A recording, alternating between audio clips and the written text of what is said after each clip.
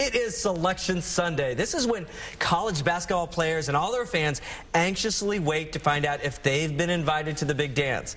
Okay, it's not really a dance, it's a tournament. But here to break it down for us is Nate Buchanan from 810 Sports. And how are you? I'm good. How are you? You know, this game yesterday, everyone at KU was wanting the big matchup with Texas. Right. And Texas kept coming back in the second half. But what does this do, the fact that KU in the Big 12 tournament had a couple of games that might have been a little shaky, but then they did a pretty good job yesterday? What does that do for them in the tournament? Well, I think they were a #1 seed going into the Big 12 tournament no matter what, but they have a chance to get the #1 of #1 seeds depending on what Ohio State does today. So I don't know that it did a whole lot for them other than got them another trophy. Sure. and they got some revenge. And anybody that wanted to say, well, Texas beat them earlier this year, well, they got their revenge there and can say they're the outright conference champs on both fronts. Yeah. Now, a lot of so KU fans, they're expecting the #1 seed no matter what. Where's MU in all this mix right now?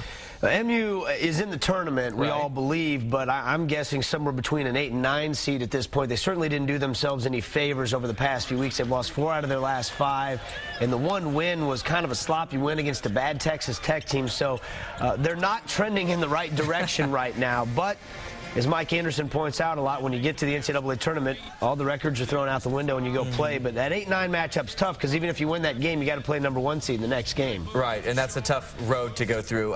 K-State fans, a lot of them in the area also waiting to see what happens. I thought they had a chance to get all the way up to as high as maybe a 4 seed had they been able to make a deep run in the Big 12 tournament. Obviously, they didn't do that, losing to Colorado. So a lot of people have them about as a 6 seed. So maybe they could get up as high as a 5 or as low as a 7, but somewhere in that range. I think a 6 seed's good because you can knock off the #3 seed, avoid the 1 seed for a while, and make a deep run in the tournament depending on the matchups that you get. Sure, and folks like you who are keeping track of every possible movement, today is a huge day because there are still games that are going to be played. You've got the Big Ten tournament, the ACC tournament, the SEC tournament, the Atlantic 10 tournament, especially those major conference ones, say Duke and North Carolina playing. That could be for a #1 seed. So a lot of things still to shake out today, but of course the selection committee is already meeting, and sometimes they don't even watch these games that are played today. They might just get the scores brought to them while they're meeting, so who knows how much it'll actually affect things. Wow, interesting. Great. Well, great insight. Thank you for coming in this morning, Nate. Of course, you guys will have plenty of coverage on 810 Sports Zone. We will have stuff on our newscast throughout the evening because a lot of fans here are wanting to make sure what happens.